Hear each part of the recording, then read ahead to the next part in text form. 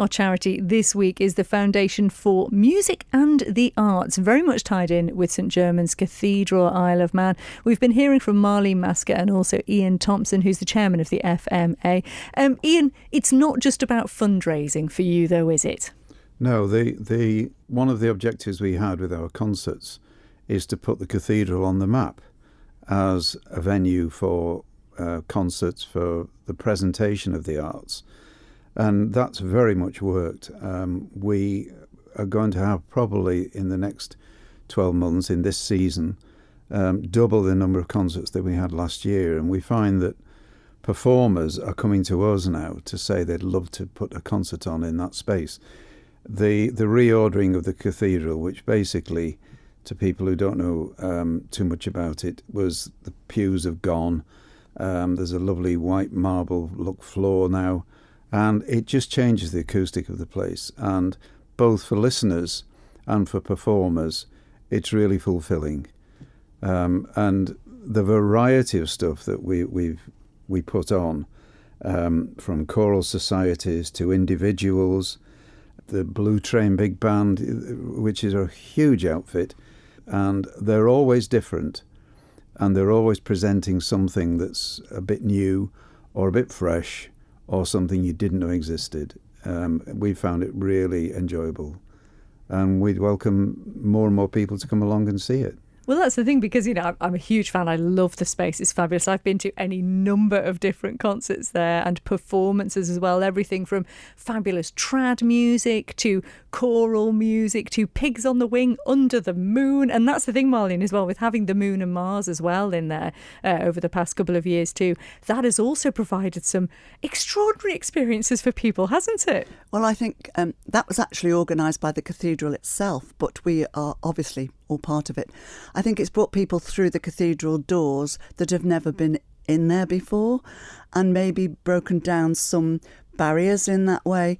It's fantastic. And of course the cathedral, in its lovely setting now, and is being enhanced all the time, is next to the song school, and we also help fund that. So the whole group there is developing and going forward, and it's great to think that more and more people can come and take advantage of the facility. And as Ian says, you know, getting that message out, that putting it on the map, that's, again, it's all part of the message that we'd like to get out there. It really is. So that's great for the audiences and for performers as well. But one of the things that you're really keen on, Ian, is promoting music to the younger audience, and especially with choral work as well, because it's something that's maybe a bit overlooked, but it is a fabulous thing to be involved with, isn't it? It is. It can be challenging, but it's always enjoyable. We created the Song School about 5 years ago, which meant that there was a proper environment with heating, which is a bit of a joke in church circles, but it has heating. And the kids go in there once a week and have quite a long rehearsal where they learn about music, and not just necessarily the stuff that is attached to church, but about music and development of themselves. One of our team went off to the UK, to the Houses of Parliament, and took part in a debate. It opens doors and it opens minds to what's possible. Well, exactly. And, you know, you mentioned earlier this week the fabulous trips you've organised as well. I mean, some things that will stay with the people that went forever, the memories that you've created for them. It's extraordinary what they've been able to do, isn't it? Yeah, and it's not just, I'm maybe given the impression that it's a youth club, it's just full of young children. It isn't. There's adults as well. Mm-hmm. The choir is really, the whole choir is in two pieces.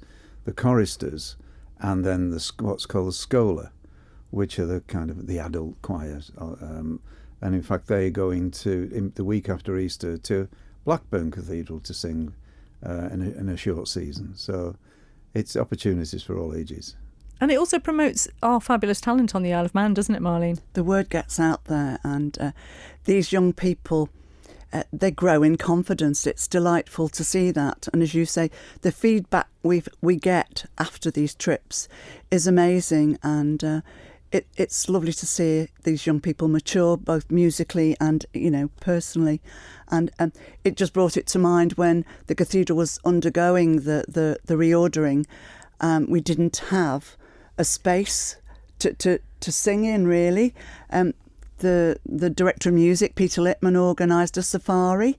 The choir and the lay clerks, they went out around different churches around the island, and they were all very welcoming. They had some amazing Manx teas, and they did some amazing singing as well. So there's short distance travel and longer, but it's all a great experience, and we're glad to be able to support that. And we should say as well, it's a lot of fun. I mean, whenever we have Peter Littman in with us, with any of the students that come with him, they obviously have so much fun, don't they? There's a lot of joy. Yeah. I would love you to have seen what happened underneath Mars. We had another island choir, Tallis Consort, in, and they sang David Bowie's Life on Mars. And it was just such fun. It really was. It's the last thing you'd hear, a choral version, you'd expect to hear. And it just went down a storm. And it's not just about singing, we should say, because you do also help provide instruments, don't you? Yeah, the foundation also maintain the cathedral organs. There's one in the song school. We've got 2 grand pianos. We maintain them, and certainly in recent times we've also funded, through the support of our sponsors, major works to the organ. In fact, there's even more work to be done in the next year to it. And I believe as well, there's talk about producing a CD.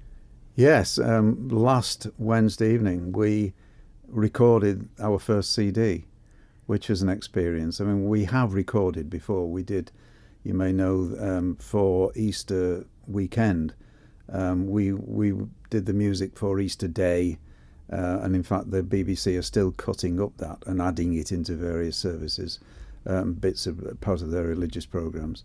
So that was great fun as well, including the kids singing from the top of the Laxey Wheel.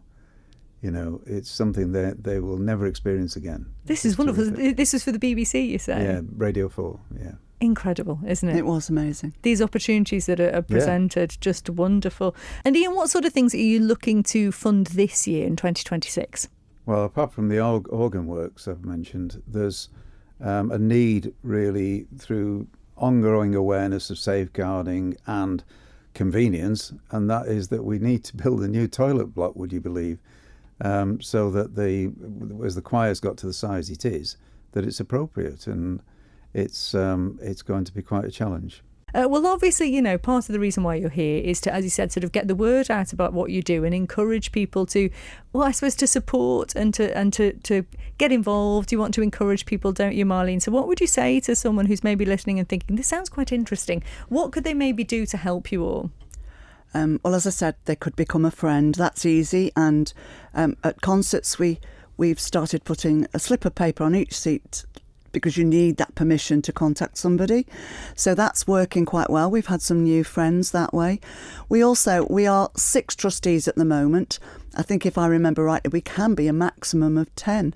And so if somebody really thinks that this might be something they could contribute to, we would really welcome a conversation, and maybe especially those that might bring a younger contribution, because some of us, I include myself, are getting a bit long in the tooth. Never, Marlene. And some young ideas. We're seeing that with Macy, who's joined us.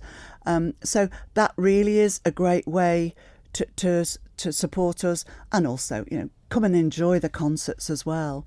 The doors are open. Come and talk to us. And there really is something for everyone. And it obviously had a very busy last year. Ian, what are you most looking forward to in 2026?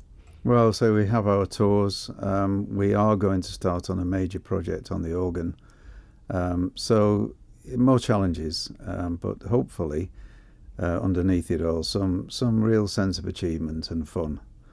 Our big objective is to find another major sponsor that enthuses about these things. You know, people in the past that we've had have been absolutely friends to us. And it really does help, because it perhaps helps us explore things that we never thought were doable. As we've learned, most things are doable if you can just find the way. That's the right attitude, for sure. I love that positivity. It was interesting listening to you earlier this week saying that, of course, in real terms, the cathedral is quite young. And so as a result, that's posed some problems, hasn't it? Yeah, it has, because there's a bit about recognition, and there was always an issue within Peel about the parish church, and then all of a sudden it's a cathedral. And it's pretty tough, you know. It's difficult because you're not following a well-trodden path. You know, everybody's heard of King's College, Cambridge, and St Paul's Choir, and all the rest of it. And as I heard somebody say the other day, oh, do we have a cathedral? Well, perhaps that's the cathedral's fault for not promoting itself enough. But nevertheless, you know, there is really a need to create more awareness, and people to come and have a look, come and have a listen. We're there twice on Sundays, and at other times, especially with Easter coming up. Come and have a listen. Even, dare I say it, think about if you're a singer, or perhaps even if you're not, you think you're not a singer, come along, and we all had to learn, you know, and now we can kind of sing a bit. I love that. Well, it's been an absolute joy talking to you and finding out more about it. Cathedral.im is the website, but as we're just hearing from Ian there, just pop in and see. It's a wonderful space, isn't it? And now with the sort of the reorder of it, as you were saying, a fabulous space as well to perform. So would you still invite more people to contact you if they're looking to perform in the space as well? Absolutely. Yes. And how do they best do that, Marlene? Well, again, on the website, and the FMA, we are a charitable trust that organise our own concerts as well. So Dr Mike Hoy organises that programme along with Macy, and then the Cathedral have their own appointments and their own register of concerts. But I think it would be through the Cathedral website. Yeah. Lovely. And anything can be passed on to us that way too. We're really looking forward to, you know, growing into this year itself. Bright new future for Cathedral, Absolutely, I think, absolutely. which is wonderful. And if there is someone listening who could be a sponsor for you, Ian, what's the best way for them to get in touch? The same way, really. Just through the Cathedral website, even if you just ring the Cathedral office, they talk to us all the time. Whilst we are an independent charity, we're still part of the family. It's more opportunities, and we can actually do things for the Cathedral as well to help them. A rewarding thing to be part of, I think. And now they're seeing people wandering around the place, looking at things they didn't even know were there. The Cathedral's created new entrances to the building. It's got a new refectory. It's the things they're doing are great, and if we can enhance awareness of that, it works both ways, doesn't it? For both the Cathedral and what it's there for, and what we're there for. It mutually feeds each other.